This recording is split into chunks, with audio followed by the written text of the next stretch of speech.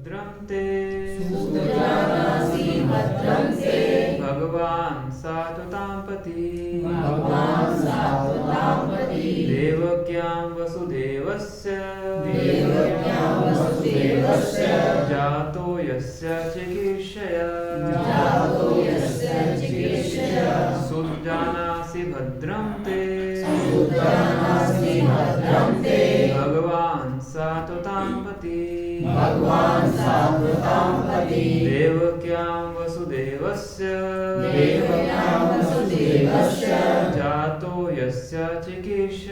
जातो यस्य चिकीर्षया सुजानासि भद्रं ते भगवान् सात्वतां पति देवक्यां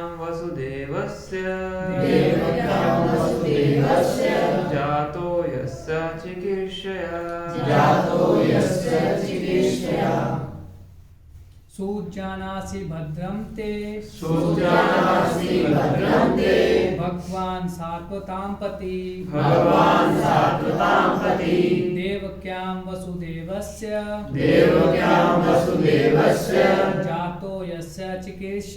जातो यस्य चिकीर्षया सुजानासि भद्रं ते भगवान् सात्वतां पति देवक्यां अनुवाद पढ़ेंगे हम।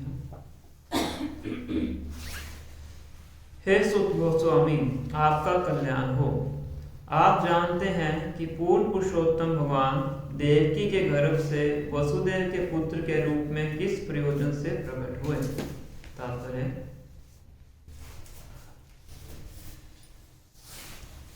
भगवान का अर्थ है सर्वशक्तिमान ईश्वर, जो समस्त ऐश्वर्यों, शक्ति, यश, सौंदर्य, ज्ञान तथा तपस्या के नियंता हैं।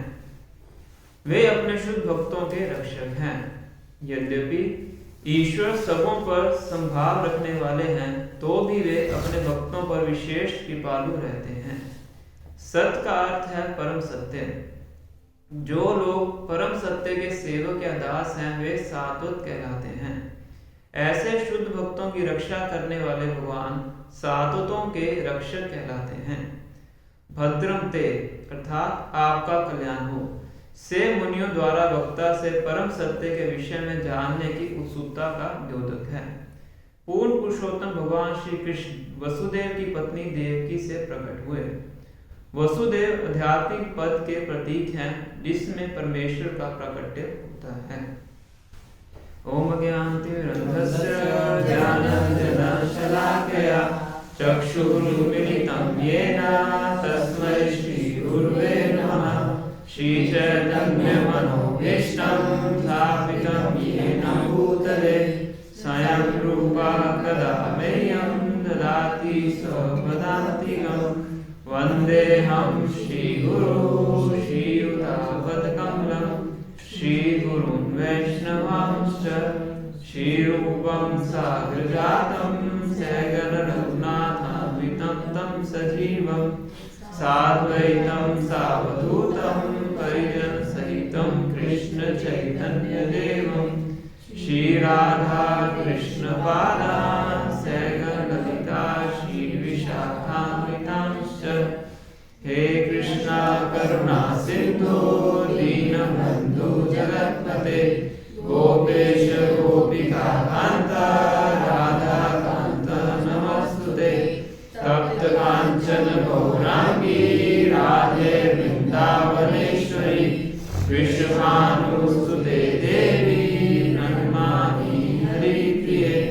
वाञ्छाकल्पतरुभ्यश्च कृपा सिन्धुभ्येव च पतितानां पावनेभ्यो वैष्णवेभ्यो नमो नमः। जय श्री कृष्ण चैतन्य प्रभु नित्यानंद श्री अद्वैत गदाधर श्रीवासादि गौर भक्त वृंद। हरे कृष्णा कृष्णा कृष्णा हरे हरे, हरे राम राम राम हरे हरे।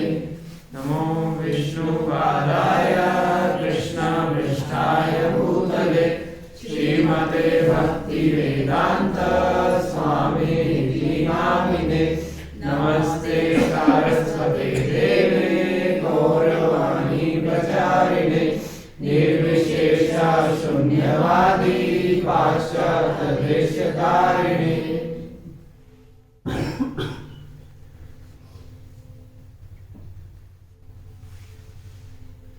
हरे कृष्ण। हरे कृष्ण। तो आपका स्वागत है आज की कक्षा में।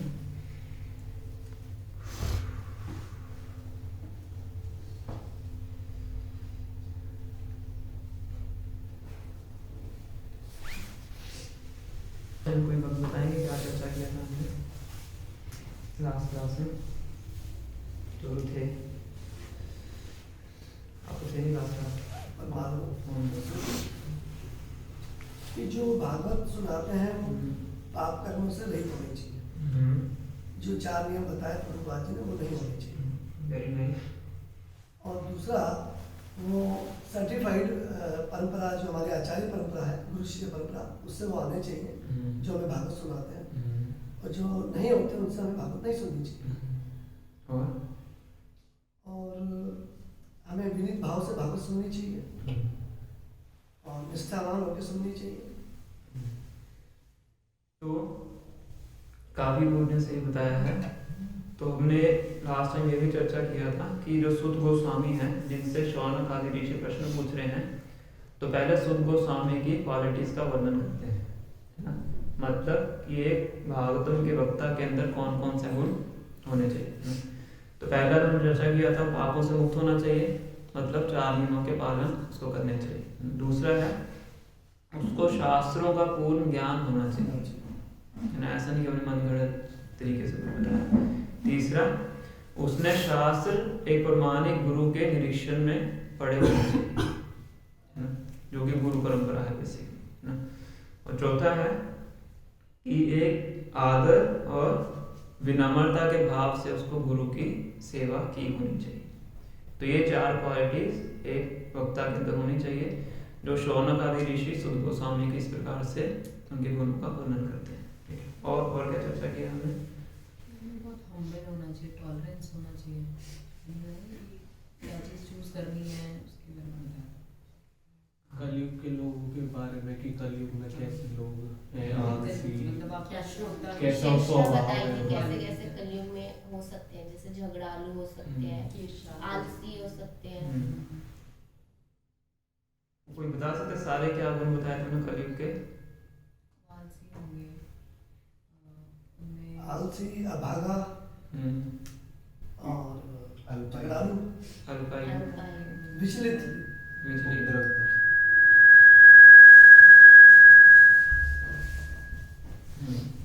प्रायण अल्पायुष्य सभ्य कलावस्मिन योग्य जना मंद मंद मत्यो मंद भाग्य ही उपद्रुत, है ना? उनकी आयु छोटी होगी, बड़े आलसी होंगे, अध्यात्म विषय को समझने के लिए बुद्धि कम होगी, और झगड़ालू होंगे और हमेशा परेशान रहेंगे। तो यहाँ से भागवतम की चर्चा की शुरुआत होती है ना? तो शौनक आदि ऋषि सुध गोस्वामी से प्रमुखता बता के 6 प्रश्न पूछते हैं। प्रथम अध्याय में 6 क्वेश्चंस शौनक आदि ऋषि सुध गोस्वामी से करते हैं। इन प्रश्नों के उत्तर में सुध गोस्वामी क्या करते हैं? श्रीमद् भागवतम को बताते हैं। पूरी भागवतम बेसिकली इन 6 प्रश्नों के उत्तरों में स्टार्ट होती है, क्योंकि श्रीमद् भागवतम में हर प्रश्न का उत्तर है। इसीलिए सुध गोस्वामी ने भागवतम सुनाना ही शुरू किया कि आपके जितने प्रश्न हैं वो सब श्रीमद् भागवतम सुनाने में अपने आप उनके उत्तर प्राप्त हो जाएंगे, है ना? और बताते हैं तो पहला प्रश्न जो उन्होंने पूछा था हमने वहां से चर्चा शुरू की थी, है ना? पिछली बार फर्स्ट क्वेश्चन में डिस्कस किया था, है ना? और एक क्वालिटी और बताते हैं सुध गोस्वामी की, शौनक आदि ऋषि, है ना? तो वो कहते हैं वेद विदाम श्रेष्ठा। वेद मतलब ग्रंथ, विदा मतलब जो वेदों को जानते हैं, वेद विदा, जो वेदों को जानते हैं श्रेष्ठ, कि आप जितने भी लोग हैं ना वेदों को जानते हैं, आप उनमें से क्या हैं? श्रेष्ठ हैं, है ना। एक होता है वयोवृद्ध, एक होता है ज्ञान वृद्ध, है ना, एक होता है भक्ति वृद्ध, इस तरह से बोलते हैं ना। सार्वभौम को कई बार लेक्चर में बताते हैं कि जो ज्ञानी है वो ज्ञान से वृद्ध होता है, जो भक्त है भक्ति से वृद्ध होता है, जो शूद्र है उम्र से वृद्ध होता है ना। तो यहाँ पे वो क्या कह रहे हैं, जो शौनकादि ऋषि हैं सुत गोस्वामी को, कि आप वेद विदाम श्रेष्ठ ना, वेदों में जानने वालों में से आप वृद्ध हैं। आयु से भी वृद्ध थे, पर प्रमुखता क्या है कि वेदों को जानने में आप क्या हैं? श्रेष्ठ हैं। इसलिए हम आपसे प्रश्न कर रहे हैं, है ना। ये उनको बताते हैं, है ना। और इसमें बताते हैं आचार्य काफी बताते हैं इसके ऊपर, प्रभुपाद जी बहुत विस्तार से चर्चा करते हैं, खास करके कि स्पीकर की क्या क्वालिटीज होनी चाहिए, है ना। तो उसमें एक क्वालिटी और वर्णन करते हैं कि जब भी हम किसी ट्रांसेंडेंटल सब्जेक्ट मैटर को बताते हैं, आध्यात्मिक विषय पर बोलते हैं, तो उसमें सबसे प्रमुख चीज क्या है कि जो शास्त्रों में दिया गया है उसको वो व्यक्ति यथावत प्रस्तुत करे, है ना। संदेश देने के अलग अलग तरीके भी होते हैं, अलग अलग मीडियम भी होते हैं, है ना। कोई बड़ा जोकिंग वे में समझा सकता है, कोई बड़ा स्टोरी फॉर्म में समझा सकता है, कोई बड़ा सुंदर गा के समझा सकता है, मधुर, कंठ बहुत मधुर होता है, अलग अलग तरीके होते हैं। पर सबसे प्रमुख क्या है कि उसको शास्त्रों को एज इट इज प्रस्तुत करना चाहिए। इसमें एग्जांपल देते हैं, जैसे एक सोने का बर्तन है, उसके अंदर आपने अमृत डाल के देना है ना। तो मान लीजिए बर्तन आपका सोने का है, पर उसके अंदर अमृत की जगह क्या है? पॉइजन है ना। तो सोने का बर्तन कुछ करेगा, है ना। इसके बजाय चाहे बर्तन हमारा मिट्टी का हो, पर उसके अंदर क्या हो? अमृत हो, तो वो हमारे लिए ज्यादा बेनिफिशियल अमृत प्राप्त होगा, है ना। इसी प्रकार से कोई बहुत ही अच्छे तरीके से, मधुर तरीके से, बहुत सुंदर तरीके से, आकर्षक तरीके से भागवत सुना है, और उसके अंदर जो संदेश है वो शास्त्र के अनुसार यथावत नहीं है, तो किसके समान है वो? गोल्डन पॉट के अंदर विष के समान, है ना। इसके बजाय हो सकता है कोई इतना मधुर तरीके से ना सुना है, पर जो शास्त्र का संदेश है वो किस तरह सुना रहा है? एज इट इज सुना रहा है ना। तो उससे क्या होता है? हमारा लाभ होता है ना। तो आगे जाके ये भागवतम में आता भी है, बड़ा सुंदर श्लोक है। तद्वाग विसर्गो जनताग विप्लवो यस्मिन् प्रतिश्लोकमब्धवति यपि नामानि अनन्तस्य यशवन्कितानि शृण्वन्ति गायन्ति गीणन्ति साधवा। कह रहे हैं तद्वाग विसर्गो जनताग विप्लव। श्रीमद् भागवतम है, उसका संदेश क्या है? जनताग विप्लव। आग बोलते हैं पाप, है ना, कि सामान्य जनता में जितने पाप किए हैं वो श्रीमद् भागवतम का श्रवण करके दूर हो जाते हैं, है ना। तो अगर कोई इसकी प्रस्तुति में कोई गलती भी होती है, प्रभुपाद जी उसके तात्पर्य में लिखते हैं कि हमने श्रीमद् भागवतम का ट्रांसलेशन किया है अंग्रेजी भाषा में, और हमें पता है कि हमारे अनुवाद में कुछ त्रुटियां हैं, क्योंकि इंग्लिश हमारी फर्स्ट लैंग्वेज नहीं है, प्रभुपाद लिख रहे हैं भारत के अंदर। तो हो सकता है कि हमने जो ट्रांसलेशन किया उसके अंदर कोई त्रुटियां हो, ग्रामेटिकल मिस्टेक्स हो सकती हैं, वोकैबुलरी की मिस्टेक्स हो सकती हैं, पर क्योंकि हमने इस मैसेज को एज इट इज प्रस्तुत किया है, इसीलिए लोग इसको पढ़ के भी इसका लाभ उठाएंगे, है ना। और इसका प्रूफ क्या है कि पूरे विश्व में लोग इस भागवतम को पढ़ के भगवान की भक्ति को स्वीकार कर रहे हैं, है ना। बताया श्रीनवंती गायंती गीणंती साधव, कि अगर वो इस तरह से प्रस्तुतिकरण करता है भागवतम का, चाहे उसमें त्रुटि भी हो, फिर भी जो साधु जन है वो क्या करते हैं? इसको सुनते हैं, स्मरण करते हैं और इसको गाते हैं, है ना। तो प्रमुख चीज क्या है कि शास्त्रों को एज इट इज प्रस्तुत करना, ये प्राइमरी है, बाकी सब सेकेंडरी है। तो यहाँ तक हमने चर्चा किया है ना। तो पहला प्रश्न जो शौनक आदि ऋषि पूछते हैं सुत गोस्वामी से, वो है श्लोक number 9। Please explain to us in an easily understandable way what you have ascertained to be absolute and ultimate good for the people in general। कि आप हमें बड़े सरल तरीके से बताइए कि जनसाधारण के लिए सर्वोत्तम लाभ क्या है। आप मुझे कोई बता सकते हैं जो भगवत गीता है कहाँ पे अंत होती है? हरे कृष्ण हरे कृष्ण। भगवत गीता का अंतिम जो संदेश है या कंक्लूजन है वो क्या है? मेरी शरण surrender on to me. Surrender and to me, है ना? कौन सा श्लोक है? ऐसा हुआ 18 चैप्टर में 66 सर्वधर्मान् परित्यज्य माम एकम शरणं व्रज अहम त्वां सर्वपापेभ्यो मोक्षयिष्यामि मा शुचः, है ना? कि सभी प्रकार के धर्मों को छोड़ के मेरी शरण में आओ, है ना? तो जितने भी ऋषि थे नैमिषारण्य में सब क्या करने के लिए जुटे थे? जन कल्याण में। यज्ञ करने के लिए जुटे थे। 1000 साल तक इस यज्ञ को चलना था, है ना? पर जैसे सुद गोस्वामी जैसे वक्ता उनको मिलते हैं और यज्ञ को छोड़ देते हैं, है ना? वो ऋषि भी कोई साधारण ऋषि नहीं थे, जो शौनक आदि ऋषि हैं साधारण ऋषि नहीं थे, उनको ही पता था कि सर्वोत्तम चीज क्या है ना? इसीलिए यज्ञ को छोड़ के वो क्या करते हैं? सुद गोस्वामी से सुनने के लिए बैठते हैं, क्योंकि भगवान के बारे में सुनना, भगवान के बारे में बोलना वही सर्वश्रेष्ठ विधि है ना? तो बेसिकली अपने आचरण से ही बता रहे हैं सर्वधर्मान् परित्यज्य माम एकम शरणं व्रज। तो यहाँ पे भगवद्गीता की समाप्ति होती है, वहाँ पे श्रीमद् भागवतम की शुरुआत होती है, और जहाँ पे श्रीमद् भागवतम की समाप्ति होती है वहाँ से चैतन्य चरितामृत की शुरुआत होती है ना? श्रीमद् भागवतम का अंत कहाँ पे होता है? भागवतम का अंतिम श्लोक कौन सा है? नाम संकीर्तनम यस्य सर्व पाप प्रणाशनम प्रणामो दुःखशमनं तम नमामि हरिपरम, है ना? नाम संकीर्तनम यस्य, कि भगवान के नामों का संकीर्तन करके सर्व पापों से छुटकारा प्राप्त होता है। तो यहाँ से श्रीमद् भागवतम का समाप्ति होती है ना? और चैतन्य चरितामृत की शुरुआत ही यहीं से होती है, संकीर्तन से, है ना? इस तरह से ग्रंथों का पूरा फ्लो है, इसलिए कहते हैं पहले भगवद्गीता पढ़ें, फिर भागवतम पढ़ें, फिर चैतन्य चरितामृत पढ़ें। तो इसीलिए सारे ऋषिगण अपने उस यज्ञ को छोड़ के क्या करते हैं? सुद गोस्वामी के सामने बैठ के उनसे प्रश्न करते हैं, है ना?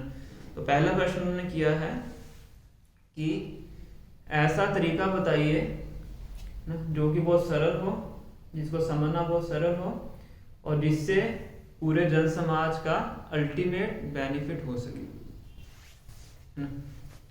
वर्ड यूज है अंजसा, अंजसा मतलब आसानी से, है ना? कि मुश्किल कार्य होगा तो कलयुग के लोग नहीं कर पाएंगे, उसके बाद ये कलयुग वाला श्लोक आता है ना? और ऐसा तरीका हो कि जिसको एक आलसी व्यक्ति भी करे उसको भी फायदा हो, है ना? कौन सा तरीका हो? जिसको अगर आलसी व्यक्ति भी करे उसका ही बेनिफिट होना चाहिए, ऐसा नहीं कि जो आलसी है उसको बेनिफिट ना हो, है ना? जैसे मान लीजिए कोई ट्रेन में चढ़ रहा है ना? तो ट्रेन में चाहे कोई बुद्धिमान व्यक्ति चढ़ रहा है, चाहे कोई मूर्ख व्यक्ति चढ़ रहा है ना? दोनों ही अपने डेस्टिनेशन में पहुंचेंगे। एक बार ट्रेन में बैठ जाए वो, चाहे ट्रेन में सोई क्यों ना जाए, है ना? एक व्यक्ति पूरा अटेंटिवली बैठा हुआ है, एक व्यक्ति सो रहा है, और क्योंकि ट्रेन में बैठा है तो निश्चित रूप से दोनों ही अपने डेस्टिनेशन पे पहुंचेंगे ना? तो ऐसा तरीका आप बताइए मंद सुमंद मत हो, कि जो ऐसे कलयुग के जीव हैं, लेजी फेलोज हैं, लेजी पीपल हैं, उनको भी फायदा हो सके, है ना? और अगर उस प्रोसेस को करने में कोई त्रुटि भी हो, है ना, गलती भी करेंगे, सुमंद मत हो। सुमंद मत हो मतलब चीजों को समझने में बहुत ढीले हैं, झगड़ालू भी हैं, तो झगड़ालू है तो वो गलती भी करेगा, है ना? तो विधि ऐसी होनी चाहिए कि अगर उसमें थोड़ी बहुत त्रुटि भी हो जाए तभी भी उसका रिजल्ट पूर्ण मिलना चाहिए,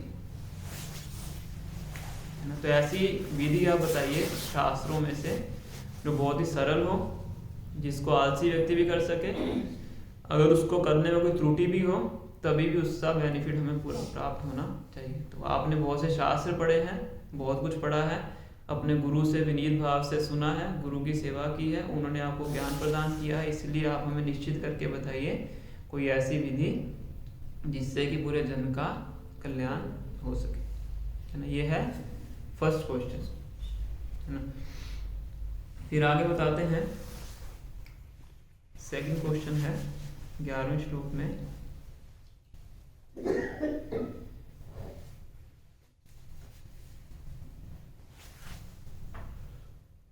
लिटरेचर्स हैं, बहुत से शास्त्र हैं, हर अलग अलग शास्त्र के अंदर अलग अलग ड्यूटीज का, एक्टिविटीज का वर्णन किया गया है ना। तो कलयुग के जीवों की आयु तो बहुत छोटी है। पहली बात तो सारे शास्त्रों को पढ़ नहीं सकते है ना। तो मान लो पढ़ भी दिया तो पढ़ने के बाद उसके अंदर जितनी एक्टिविटीज बताई गई हैं, रिचुअल्स बताए गए, उनको पूरा नहीं कर सकते है ना। एक यज्ञ को करने के लिए कितनी विधियां करनी पड़ती हैं है ना। क्या क्या करना पड़ता है यज्ञ करने के लिए? हवन कराने के लिए क्या क्या करना पड़ता है? सामग्री लाओ, हवन कुंड बनाओ है ना। तो बहुत सी एक्टिविटीज है उसके अंदर, और हर एक्टिविटी के अंदर भी अलग अलग प्रयास करने पड़ते हैं है ना। आपको आम के पत्ते लाने, पहले आम का पेड़ ढूंढो है ना, फिर पत्ते तोड़ के लाओ है ना। तो इन सबको करना क्या है, बहुत ही ज्यादा मुश्किल है, इतनी आयु भी नहीं है ना। तो बहुत शास्त्रों में बहुत सी विधियों का वर्णन किया गया है। तो इसलिए आप क्या कीजिए, उन सारे शास्त्रों का जो निचोड़ है, सार है, वो हमें बताइए है ना। जो भी शास्त्र हमें अलग अलग प्रकार की डेस्टिनेशन बताते हैं है ना, कि ये प्राप्त करना चाहिए, ये प्राप्त करना चाहिए, तो सारे शास्त्र आपने पढ़े हैं, तो उन सबका जो निचोड़ है, सार के रूप में हमें बताइए कि हमें कहाँ जाना है, डेस्टिनेशन क्या है। पहले क्वेश्चन पूछा उन्होंने कि प्रोसेस क्या होनी चाहिए, जिसको बोलते हैं साधना, और इस प्रश्न में उन्होंने पूछा है कि डेस्टिनेशन क्या होनी चाहिए, जिसको बोलते हैं साधना। तो ये दो प्रश्न उन्होंने पूछे है ना। और तीसरा प्रश्न है जो कि हमने आज अभी श्लोक उच्चारण किया है, सुत जानासि भद्रम ते भगवान सात्वतां पति देवक्यां वसुदेवस्य जातो यस्य चिकीर्ष्य। हे सुत गोस्वामी, भद्रम ते आपके ऊपर आशीर्वाद है, जानासी आप सब जानते हैं, भगवान सात्वतां पति देवक्यां वसुदेवस्य जातो यस्य चिकीर्ष्य, कि जो स्वयं भगवान श्री कृष्ण है, जो कि देवकी और वसुदेव से इस जगत में प्रकट होते हैं। तो पहली बात तो प्रकट क्यों होते हैं, और दूसरा प्रकट होके कौन कौन सी लीलाओं को करते हैं। एक ही क्वेश्चन है बेसिकली। जातो यस्य चिकित्सा, जातो मतलब जन्म लेते हैं, चिकित्सा मतलब क्रियाएं करते हैं ना, कि भगवान ने देवकी और वसुदेव और देवकी से वो इस धराधाम में प्रकट होते हैं। फिर धराधाम में प्रकट होने के बाद उन्होंने कौन कौन सी लीलाएं की है ना। तो ये प्रश्न ये शौनक आदि ऋषि पूछते हैं ना। तो वैसे जो तीसरा प्रश्न है, ये पहले दो प्रश्नों का ही उत्तर है ना। तो ऐसा तो नहीं है कि उनको नहीं पता है, उनको पता ही है, तभी तो भगवान के बारे में प्रश्न कर रहे हैं, डायरेक्टली भगवान के बारे में प्रश्न कर रहे हैं है ना। तो इसलिए ताकि भगवान के बारे में और सुन सके। फिर सुत गोस्वामी पूरी भागवत में सुनाएंगे, खास कर जो 10वां स्कंध है, जो 10th कैंटो है पूरा, जिसमें भगवान की पूरी लीलाएं हैं, जो कृष्णा बुक है, वो इसी प्रश्न का उत्तर है ना, कि भगवान ने देवकी और वसुदेव से क्यों उन्होंने जन्म लिया है ना। क्योंकि भगवान को तो जन्म लेने की आवश्यकता नहीं है ना, जन्म तो हमारा होता है, हमारा भी बेसिकली शरीर, हमारे शरीर का जन्म होता है ना। और ना ही भगवान को कुछ क्रिया करने की आवश्यकता है ना। भगवान गीता में बताते हैं, नामे पार्थास्ति कर्तव्यम त्रिषु लोकेषु किंचन, कि तीनों लोकों में मेरे लिए करने वाला कार्य कोई भी नहीं है ना। मतलब कि मुझे किसी भी कार्य को करने की आवश्यकता नहीं है। हमें तो बहुत आवश्यकता पड़ती है कार्य करने की है ना। इस शरीर को स्वस्थ रखना है, शरीर को नहलाना धोना हमें करने की आवश्यकता है। एक दिन 2 दिन नहीं करेंगे तो स्मेल आनी शुरू हो जाएगी है ना। काम धंधे पे जाने की आवश्यकता है, काम धंधे पे नहीं जाएंगे तो पैसे की इनपुट बंद हो जाएगी, और भी बहुत सी चीज़ें हैं है ना। पर भगवान के लिए किसी भी कार्य को करने की आवश्यकता नहीं है। नामे पार्थास्ति कर्तव्यम त्रिषु लोकेषु किंचन है ना। फिर भी भगवान क्यों क्रियाएं करते हैं, ये उनका प्रश्न है ना। भगवान को अपने धाम से यहाँ पे आने की आवश्यकता क्या है। भगवान तो अपने गोलोक वृंदावन धाम में है। ये ऋषि बेसिक उनको प्रश्न कर रहे हैं है ना। तो भगवान यहाँ क्यों आते हैं अगर यहाँ पे कुछ कार्य करना भी है तो भगवान के अवतार काफी हैं। स्वयं भगवान क्यों आते हैं? किसी अवतार को भेज दें।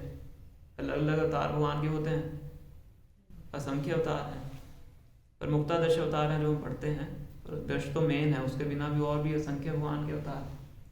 तो स्वयं भगवान क्यों आते हैं? इसे वो नाम दे रहे हैं देवकी वसुदेवस्य।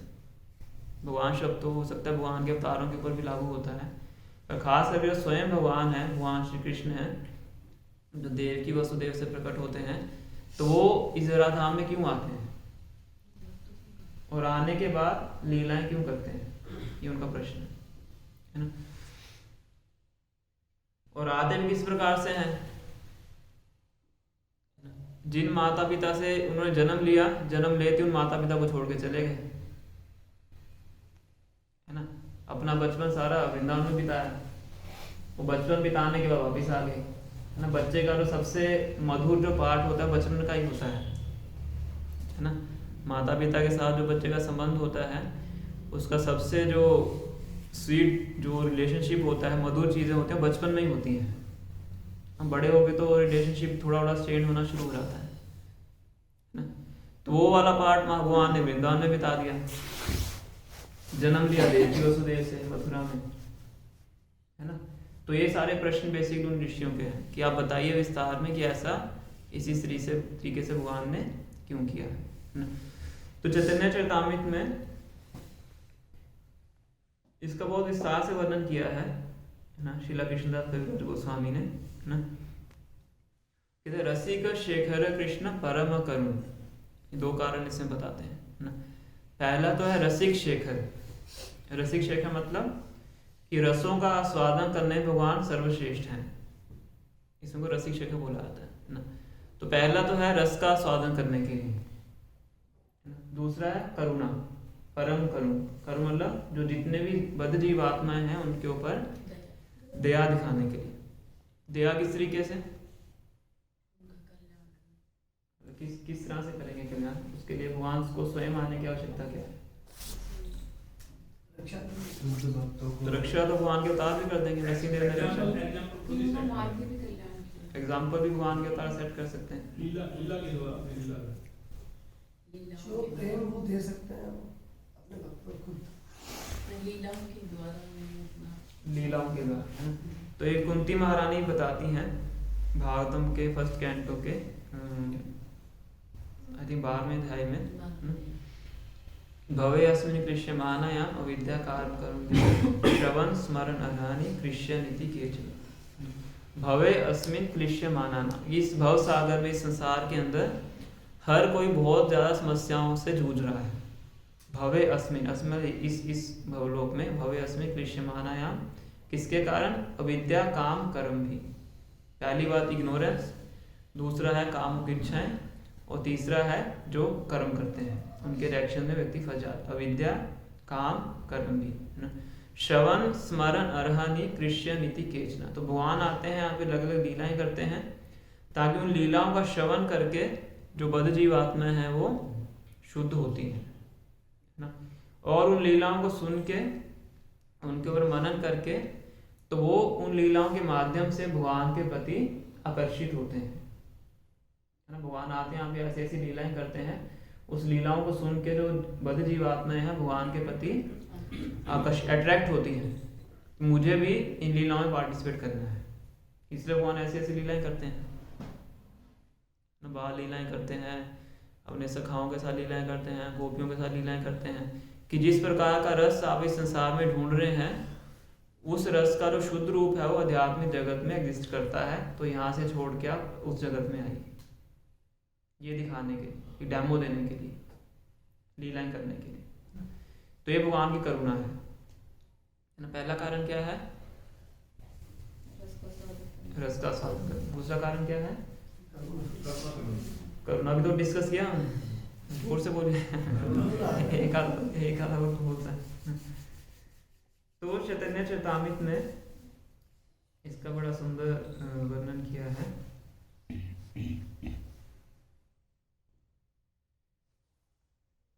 भगवान का जो गोलोक वृंदावन धाम है, तो वहां पे भगवान की क्या उम्र है? 16 साल बता हम्म? 16 साल का 16 साल से थोड़े से बड़े हैं, कुछ दिन बड़े। तो भगवान की वहाँ पे वो एज है ना। तो भगवान की जो बाल लीला है वो गोलोक वृंदावन में नहीं होती है। भगवान की जो बाल लीला है, बचपन की लीला, भगवान का जन्म लेना, वो सब गोलोक वृंदावन में नहीं होता है। वो कहाँ होता है? वो भी वृंदावन ही है, वो होता है गोकुल में। यहाँ पे इस धराधाम पे जो है वो गोकुल है, वहाँ पे जो है वो क्या है? गोलोक है ना। तो यहाँ पे भगवान प्रकट होते हैं, तो भगवान की जो भी बाल लीलाएं हैं वो सब यहाँ पे होती है ना। तो रसिक शेखर का मतलब उस रस का स्वादन करने के लिए, बाल रस का, है ना। क्योंकि जो भगवान की जो यशोदा माता है वो भगवान को डांटती भी है ना। और यहाँ पे जब भगवान प्रकट होते हैं तो योग माया भगवान को भुला देते कि आप भगवान हैं, यशोदा माता को भुला देते कि ये भगवान है ना। तो इसलिए यशोदा माता को क्या लगता है कि अगर इनको नहीं खिलाएंगे तो कमजोर हो जाएगा, है ना। तो इसमें क्या होता है कि रस का स्वादन होता है। भगवान के अपने माता पिता के ऊपर क्या है? डिपेंडेंसी है ना। तो ये चैतन्य चेतावनी में बताया गया, भगवान खुद ही कह रहे हैं, माता मोरे पुत्र भावे करे न बंधन, अतिहीन ज्ञान करे लालन पालन। श्लोक यहाँ पे लिखा, पढ़ सकते हैं। चैतन्य चेतावनी आदि लीला 4 अध्याय 24वां श्लोक है ना। तो भगवान स्वयं कह रहे हैं, mother sometimes binds me as her son, she nourishes and protects me thinking me utterly helpless. माता मोरे पुत्र भावे करे न बंधन, है ना। अभी दामोदर लीला, कार्तिक महीना गया, हमने दामोदर लीला की चर्चा की, है ना।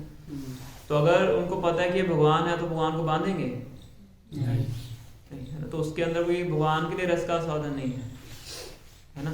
तो यशोदा माता भगवान को बांधती हैं, है ना। अतिहीन ज्ञान करे, ये तो बड़ा दीनहीन है, लाचार व्यक्ति है ना, लाचार है, इसका मुझे लालन पालन करना है, इसको नहलाना है, धुलाना है, इसको खिलाना है, इसकी रक्षा करनी है। बिल्ली आती है तो डर जाता है ना। तो ये नहीं पता कि नरसिंह देव भी यही हैं। तो अतिहीन ज्ञान करे लालन पालन, इस प्रकार से यशोदा माता भगवान का क्या करती हैं? लालन पालन करती हैं, है ना। तो ये जो रस है ये गोलोक वृंदावन में नहीं है ना। तो इस रस का स्वादन करने भगवान यहाँ पे अवतरित होते हैं। इसी प्रकार से नेक्स्ट श्लोक है, सखा शुद्ध सखे करे स्कंदे आरोहण, तुम्ही कौन बड़ा लोक तुम्ही आमी सम, है ना। कि जो भगवान के सखा है वो क्या करते हैं? साख्य भाव में भगवान के कंधे के ऊपर चढ़ जाते हैं, है ना। भगवान के अर्च विग्रह की पूजा की जाती है बिल्कुल पूरे आदर और सम्मान से, है ना। पाँव रखने के बाद तो दूर, उस ऑल्टर में सिला हुआ कपड़ा पहन के भी नहीं जा सकते हैं। अब स्वच्छता का ध्यान रखना पड़ता है, बहुत चीज़ें ध्यान रखनी पड़ती हैं। पर वहाँ पे क्या होता है, ब्रज के अंदर ग्वाल बाल अपने पाँव लेके भगवान के सर पे चढ़ जाते हैं, है ना। इसमें कंधे आरोहण, कंधे पे चढ़ जाते हैं, है ना। और क्या बोलते हैं? तुम ही कौन बड़ा लोग, तुम कौन से बड़े व्यक्ति हो, है ना। तुम ही आमी सम, हम तुम दोनों क्या है? एक समान है ना। तो भगवान को गेम में हरा भी देते हैं, हराने के बाद भी पनिशमेंट भी देते हैं। जो गेम के रूल्स बनाए जाते हैं, टग ऑफ वॉर खेलते थे, एक तरफ भगवान श्री कृष्ण होते थे, एक तरफ बलराम जी होते थे। तो दोनों के सखा एक दूसरे का पार्टिसिपेट करते थे, है ना। तो भगवान श्री कृष्ण की टीम हार जाती है ना। तो भगवान श्री कृष्ण को कंधों पे बिठाना पड़ता है, कंधों पे बिठा के भागना पड़ता है कि वहाँ तक हमें कंधे के ऊपर बिठा के लेके जाना है ना। तो दंड भी मिलता है। और अगर भगवान बीच में गेम छोड़ के जाते हैं तो कहते हैं कि अगर तुम कल आओगे तो तुम्हें हम खिलाएंगे नहीं, है ना। यशोदा माता बुलाने आती है कि आज तुम्हारा जन्मदिन है, तो घर में आओ, तुम्हारा इंतजार कर रहे हैं, है ना। तो तुम्हारे आने के बाद ही भोजन ग्रहण करेंगे। तो भगवान जाने लगते हैं तो कहते हैं कि तुम खेल को बीच में छोड़ के जा रहे हो, तो कल को आओगे तो तुम्हें हम खिलाएंगे। तो भगवान फिर वापिस चले जाते हैं, है ना। यशोदा माता फिर पीछे डांटती है, फिर रोहिणी माता को बुला के लाती है, फिर वो पकड़ के लेके जाती है ना। तो ये जो रस का स्वादन है वो भगवान को वहाँ पे प्राप्त नहीं होता, है ना। इसलिए भगवान यहाँ पे इस भौम वृंदावन में, गोकुल में अवतरित होते हैं इस रस का स्वादन करने के, है ना। फिर आगे क्या बताते हैं, प्रिया यदि मान करी करे भर्सन, वेद स्तुति हईते हारे सही मोरा मन। यानी कि अगर मेरी प्रिया मतलब गोपियां अगर मेरे से रुष्ट हो जाती हैं, है ना, और रुष्ट होने के बाद मुझे डांट लगाती हैं, भर्सन, है ना, तो उससे मुझे ज़्यादा प्रसन्नता होती है, वेदों की स्तुतियाँ सुनने में मुझे प्रसन्नता नहीं होती है। लिखा इसमें, वेद स्तुति खाइते हरे सही मोरा मन। वेदों की स्तुतियाँ करते हैं, पुरुषोक्ता प्रेयर्स हैं, भगवान विष्णु की पूरी उनका उच्चारण करके, मीटर में उच्चारण करके पूजा की जाती है, आरतियाँ गाई जाती हैं, है ना, तो भगवान कहते हैं उससे मुझे प्रसन्नता उतनी नहीं होती है जितनी मुझे गोपियों से डांट खा के होती है ना? तो ये रस यहाँ पे आस्वादन होता है गोकुल के अंदर, है ना। तो कॉन्जुगल लव के दो तरीके होते हैं, एक होता है स्वकीय, एक होता है परकीय। स्वकीय होता है मतलब मैरिटल रिलेशनशिप के अंदर, जैसे द्वारका के अंदर भगवान की 16,108 रानियाँ थी, उसको बोलते हैं स्वकीय। एक होता है परकीय। परकीय मतलब जो एक प्रेमी और प्रेमिका के बीच का संबंध होता है ना। तो परकीय में क्या होता है कि खुलेआम व्यक्ति मिल नहीं सकता है ना, कि समाज का निषेध है, तो इसलिए उस केस के अंदर जो अट्रैक्शन होता है एक प्रेमी का प्रेमिका के प्रति या प्रेमिका का प्रेमी के प्रति, वो ज्यादा गाढ़ होता है, क्योंकि मिल नहीं सकते हैं, है ना।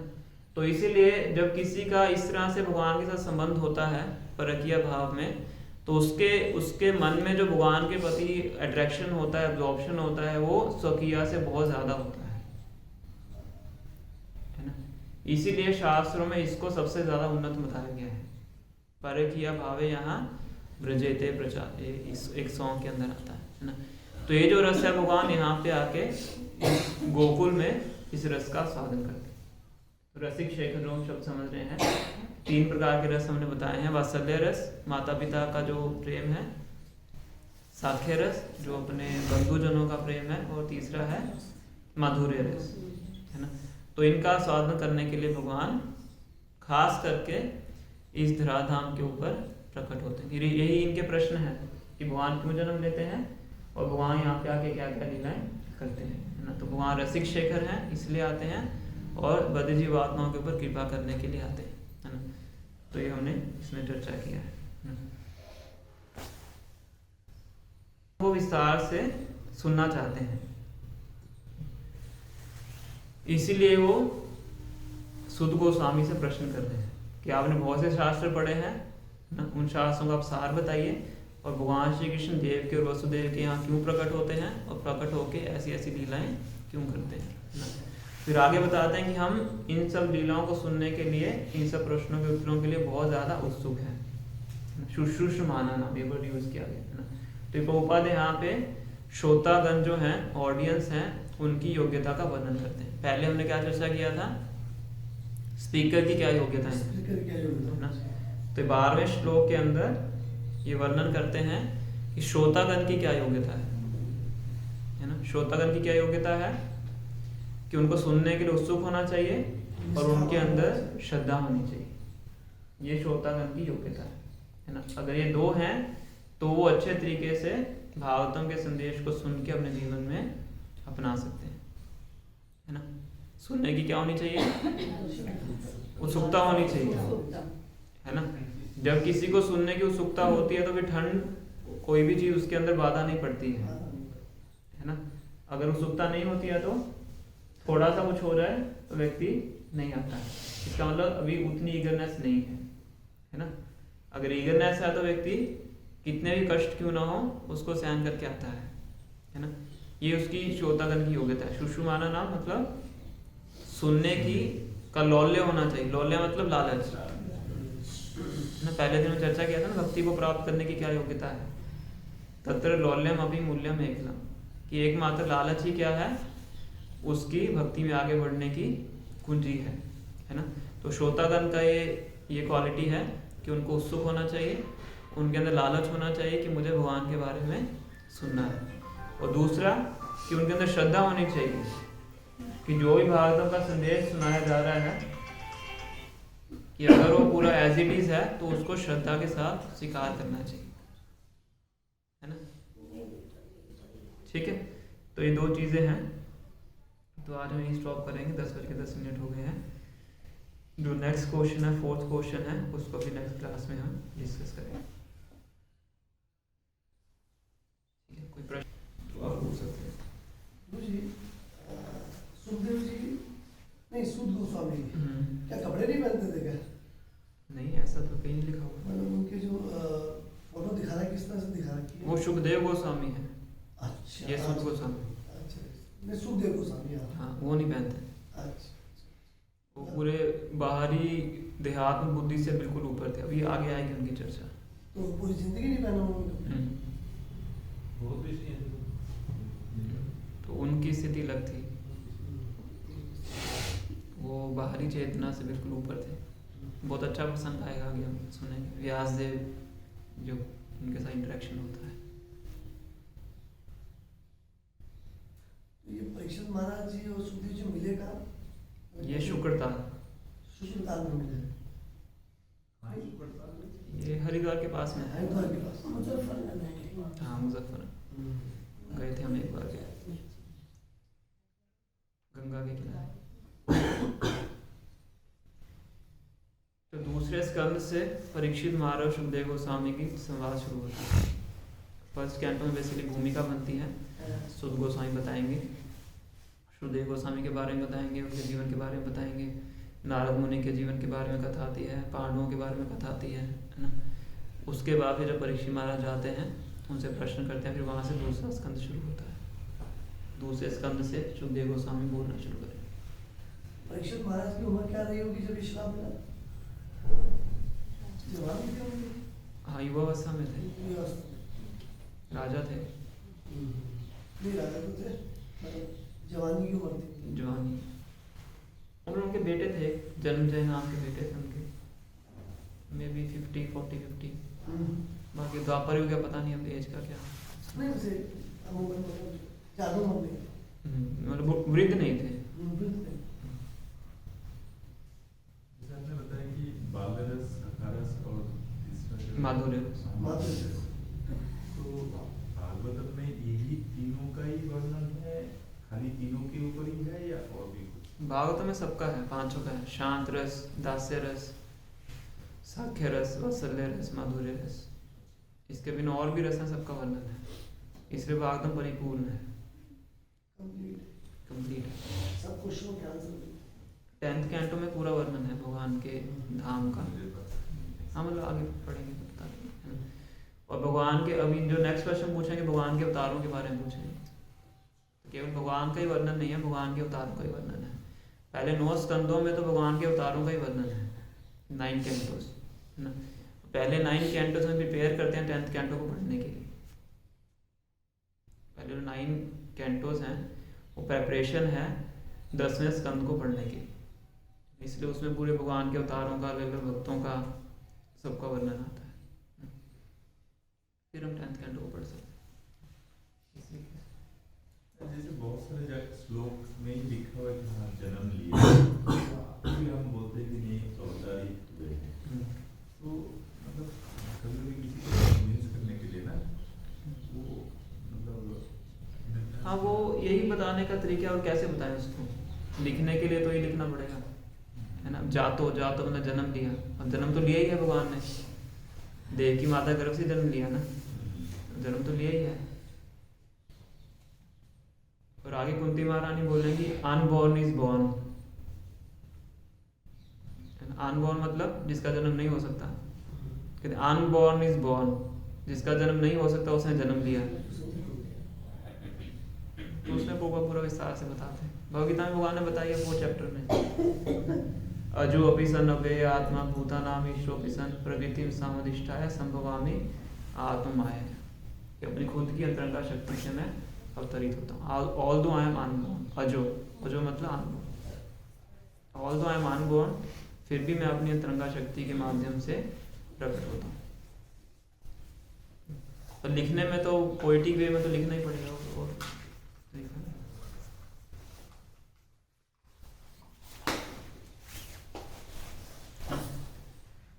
राधा रानी भगवान की ह्लादनी शक्ति है, प्लेजर पोटेंसी।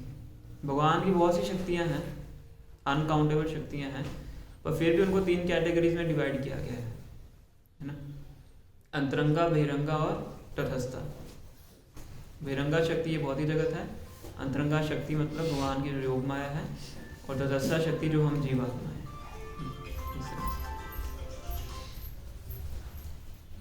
कि हमारा हमने कैसे या भगवान ने हमें कैसे एक्सेप्ट किया। अभी तो हम प्रोसेस में अभी तो एक्सेप्ट किया भी नहीं है। नहीं मतलब कि हम क्या मतलब कि उसमें अपने आप को देखते हैं सब हाउस में ज़्यादा पता चले कि हम अपने आप को डांस मतलब भगवान सब अलग अलग। ये बहुत अच्छा प्रश्न है आपका, है ना। तो हर जीवात्मा का भगवान के साथ एक यूनिक रिलेशनशिप होता है भगवान के धाम में, है ना। पर अभी हम इस जगत में हैं तो हम उसको भूल चुके हैं, सब भूल गए, हमें कुछ पता नहीं है हमारा भगवान के धाम में क्या संबंध है। तो जब हम भक्ति को करते हैं, भक्ति की प्रक्रिया को पालन करते हैं, पहले हमारा शुद्धिकरण होता है। संसार की जितने भी भौतिक इच्छाएं हैं उनसे हमारा शुद्धिकरण होता है। काम, क्रोध, लोभ, मोह, मद, मत्सर, इनसे शुद्धिकरण होता है। इसको बोलते हैं अनर्थ निवृत्ति, अनर्थों से निवृत्त हो जाते हैं, है ना। फिर भगवान के प्रति हमारी आकर्षण बढ़ता है, निष्ठा आती है, फिर रुचि बढ़ती है, रुचि, आसक्ति, भगवान से आसक्त हो जाते हैं। फिर आता है भाव, कि भगवान के प्रति इमोशंस हमारे में जागृत होते हैं। तो भाव की स्टेज पे आके फिर एक जीवात्मा को पता लगता है कि मेरा भगवान के धाम में क्या स्वरूप है, मेरा भगवान से क्या संबंध है। समझ रहे? क्या उनकी लीलाओं से हमें पता चल सकता है कि हम ज़्यादा किससे अटैच हैं या उससे हम कनेक्ट कर सकते हैं? वो होता है, पर वो भाव की स्थिति पे जाके क्लैरिटी आती है। उससे पहले अगर हम ज़्यादा इसके बारे में सोचते हैं तो भ्रमित हो सकते हैं। वृंदावन में ऐसा बहुत होता है, कई बार लोगों को इस तरह से भ्रमित कर दिया जाता है ना। जब गोपाल के शिष्य थे तो उनको किसी ने बोल दिया वहाँ पे कि आपका भगवान के धाम में स्वरूप है, आप भगवान के धाम में मोर हैं। इस तरह से बाबा जी होते हैं वहाँ पे, तो तुम क्या करो, हरे कृष्ण नाम जब करने की आवश्यकता नहीं है, तुम तो मोर हो, है ना। तो मोर की तरह बोलने की प्रैक्टिस करो, है ना। तो इस तरह से उन्होंने प्रैक्टिस करनी शुरू कर दी। समझ रहे हैं, है ना। कई ऐसे करते हैं, कहते तुम तो भगवान के धाम में गोपी हो, है ना, तो तुम क्या हरे कृष्ण महामंत्र जब करने, गोपियां हरे कृष्ण महामंत्र थोड़ा करती हैं, तो गोपियों की तरह कपड़े पहनो। तो पुरुष होते हैं साड़ी पहन के रखते हैं, मिल जाएंगे आपको वहाँ पे वृंदावन में, लिपस्टिक लगाएंगे, साड़ी पहनेंगे, पायल पहनेंगे, है ना। तो तुम्हारा स्वरूप क्या है, गोपी का है, तो यहाँ भी गोपी बन के रहो, है ना। तो इस तरह से भ्रमित करने वाले काफ़ी लोग होते हैं। इसलिए हमें पता होना चाहिए कि पहले हम भजन करते हैं, पहले होती है आदो श्रद्धा, पहले हमारी श्रद्धा होती है, फिर हम भक्तों के संग में आते हैं। आदो श्रद्धा तथा साधु संग, जैसे आप साधु संग में आए हैं, साधु संग में आने के बाद क्या होता है, अर्थ भजन क्रिया। फिर हम भजन क्रिया करते हैं, आपको पता लगता है भजन क्रिया कैसे करनी चाहिए। 16 माला का जप करना है, 4 नियमों का पालन करना है, भागवतों को सुनना है, पढ़ना है, प्रचार करना है, सेवा करनी है, सब क्या है, भजन क्रिया है ना। तो अनर्थ निवृत्ति से आप भजन क्रिया करने से क्या होता है, अनर्थों से व्यक्ति निवृत्त होता है। भजन क्रिया के टाइम पे भी उसके अंदर नर्थ होते हैं, इसे साधक हैं उनके अंदर भी नर्थ होते हैं, इसलिए लड़ाइयाँ भी होती हैं कई बार, सबके अंदर नर्थ हैं। रूपा कहते थे इस्कॉन क्या है, हॉस्पिटल के समान है ना। हॉस्पिटल में कौन आता है, बीमार ना। कोई बीमारी से मुक्त व्यक्ति आएगा नहीं, सभी बीमार हैं। किसी को अलग तरह की बीमारी है, किसी को काम की, किसी को क्रोध की, किसी को लोभ की, किसी को मोह की, किसी को मत्सर है, कि सबको अलग अलग बीमारियां हैं, है ना। तो 2 बीमार व्यक्ति आपस में मिलेंगे तो क्या होगा, बीमारियों में क्लैश होगा। इसलिए बुबा कहते थे कि ये क्या है, हमारा हॉस्पिटल है ना। क्योंकि हम सब क्या कर रहे हैं, भजन क्रिया कर रहे हैं। तो अगर भजन क्रिया करते रहेंगे, समस्या आने के बाद भी करते रहेंगे, तो क्या हो जाएगा, अनर्थ निवृत्ति होती है, इन अर्थों से मुक्त हो जाएंगे, है ना। अनर्थ निवृत्ति के बाद फिर निष्ठा, फिर रुचि, फिर आसक्ति, भगवान से आसक्ति हो जाती है, अटैचमेंट, है ना। फिर आता है भाव, भगवान के प्रति इमोशंस हमारे हृदय में अपने आप जागृत होते हैं, बनावटी नहीं होते हैं, ओरिजिनल ना, प्योर होते हैं। उस अवस्था में आके एक जीवात्मा को ज्ञात होता है कि मेरा भगवान के धाम में क्या स्वरूप है, वो समझ आता है ना। उसके बाद फिर उस तरीके से वो भगवान की भक्ति करता है। फिर उसके बाद आता है प्रेम, भाव के बाद आता है प्रेम, उसके बाद भगवान से उसको प्रेम होता है। प्रेम के आगे भी और 8 और स्टेजेस हैं। इस तरह से ये, इसलिए श्री रूप गोस्वामी ने भक्ति साम्य सिंधु में इसका वर्णन किया है, ताकि भक्ति में आके हम कभी भ्रमित ना हो, रॉन्ग एलिमेंट्स के मिलने से हम भ्रमित ना हो। इसलिए उन्होंने खास करके इस नेक्टर ऑफ डिवोशन नाम की बुक को लिखा। इसलिए गोपा कहते थे कि ये जो बुक है हमारे इस्कॉन की लॉ बुक है ना। लॉ बुक का मतलब क्या होता है, जो भी जहाँ भी भ्रमित हो तो उस बुक को खोलना चाहिए, जहाँ पे भी आपको थोड़ा सा लगे, डाउट लगे, डिविएशन लगे, तो उसको पढ़ के फिर हम सही ट्रैक पे आ सकते हैं, है ना। तो इस तरीके से फिर हम समझ सकते हैं कि हमारा भगवान के धाम में क्या स्वरूप है। तो पहले भजन क्रिया करें, उसके बाद फिर दूसरों को समझें।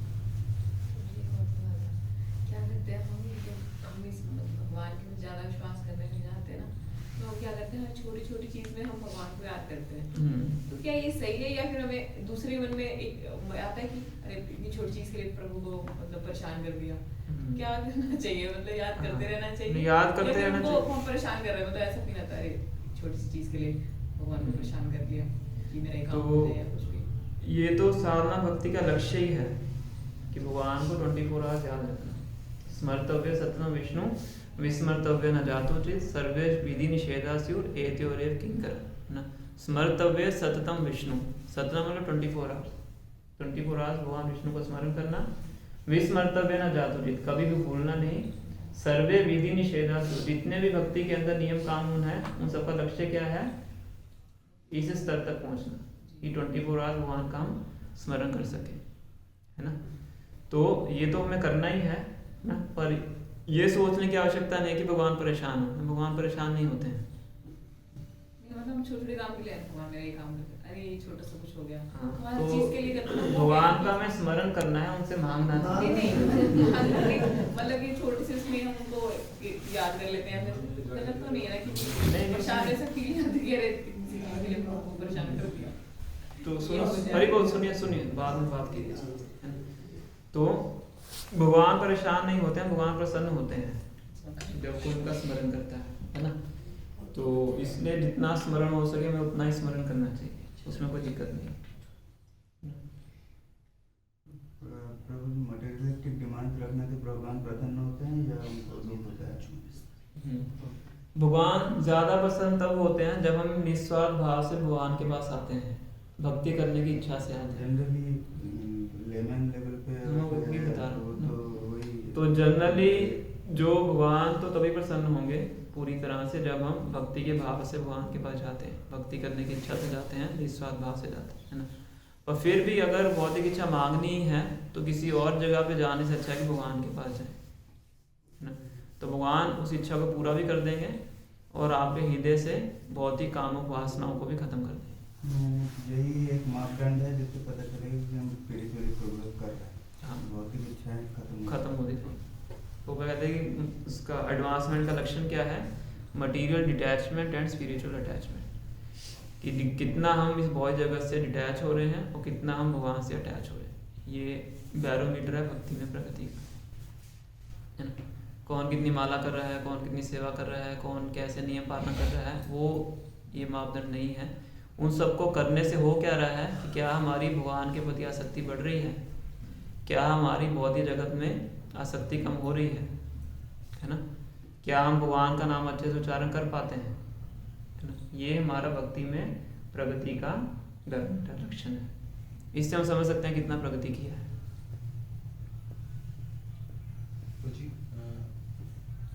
भगवत धाम प्राप्ति भी लक्ष्य है जो वहाँ तक, तो उसके बाद मतलब प्राप्त हो जाता है, उनका लक्ष्य क्या रहता है वहाँ पे जाने के बाद? वहाँ पे जाने के बाद हम भगवान के साथ उनकी सेवा करते हैं, भगवान के धाम में जाके। तो लक्ष्य फिर भी रहता है?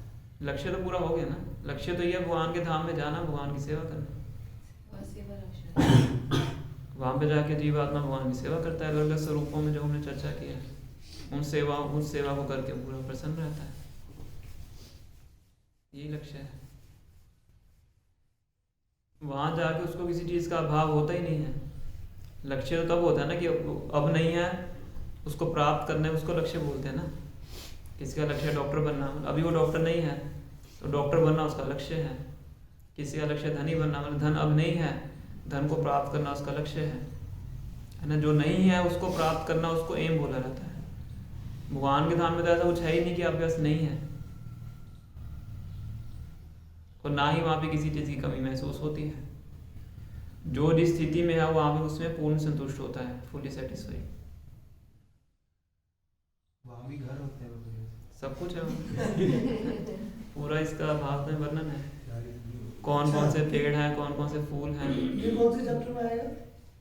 पूरे भागवतम में ही है। 3rd कैंटो के 15th चैप्टर में पूरा वैकुंठ लोक का वर्णन है ना। उसमें बताते हैं कि भगवान के धाम में फूल कौन से हैं ना। मंदार कुंद कुरभुत्पल चंपकर्णा उन्नाग नाग बकुलाम्बुज पारिजाता, ये सब फूलों के नाम हैं। मंदार, कुंद, कुरभ, उत्पल, चंपक, अर्ना, पुन्नाग, नाग, बकुल, आम्बुजाता, कंदे अर्चिते तुलसी कावने दस्य यस्मिन तपसो सुमनसो बहुमान्यन्ते, है ना। इस तरह से भगवान के धाम में कौन कौन से पक्षी हैं उनका वर्णन है। हर चीज का वर्णन भागवत में प्राप्त होता है ना। वहां पे रहने वाले जो रेजिडेंट्स हैं उनका शरीर कैसा है। वसंती यत्र पुरुषा सर्वे वैकुंठ मूर्तया, सबका बॉडी कैसा है, भगवान विष्णु के समान चतुर्भुज है। वैकुंठ के अंदर जितने भी रेजिडेंट्स हैं सबकी बॉडी कैसी है, चतुर्भुज, 4 भुजाएं हैं ना। बॉडी का कलर कैसा है, भगवान विष्णु के कलर की तरह श्यामल, है ना, ब्लूइश, सब कुछ बताया गया इसमें। तो वहाँ पे आप भगवान विष्णु में और उनके रेजिडेंट्स में डिफरेंस नहीं समझ पाएंगे, है ना। एकमात्र डिफरेंस क्या है कि उनके गले में कौस्तुभा मणि होती है और छाती पे श्रीवत्स का चिन्ह है। बस ये 2 डिफरेंसेस हैं, बाकी सब भगवान के समान है ना। तो वो सब हमें भागवत में प्राप्त होता है। ब्रह्म संहिता में भी है, भागवत में भी है, और भी अन्य ग्रंथों में है। भगवद गीता में थोड़ा सा ब्रीफ में है, 8 चैप्टर में है, 15 चैप्टर में है, और डिटेल्ड हमें भागवत में मिलता है। भगवान के धाम में जाके क्या होता है, उनके सखा कैसे लीलाएं करते हैं, वो सब उसमें वर्णन आता है। गोवर्धन लीला जैसे अलग अलग लीलाएं हैं, वो सब भगवान के धाम में होगी।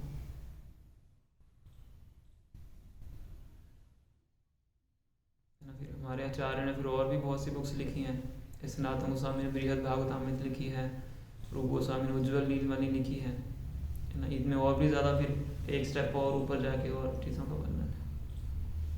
तो पढ़ने के लिए तो बहुत कुछ है, पर पहले गीता पढ़े फिर भागवतम पढ़े।